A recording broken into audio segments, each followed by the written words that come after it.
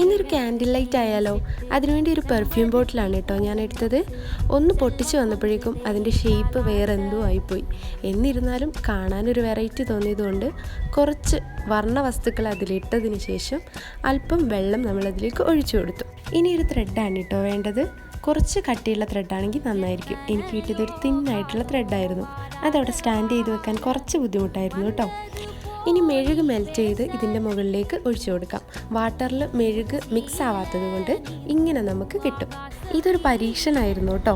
എന്തായാലും സംഗതി സക്സസ് ആയിട്ടുള്ള സ്ഥിതിക്ക് എല്ലാവരും ലൈക്ക് ചെയ്യാനും ഷെയർ ചെയ്യാനും സബ്സ്ക്രൈബ് ചെയ്യാനും മറക്കരുത് കേട്ടോ.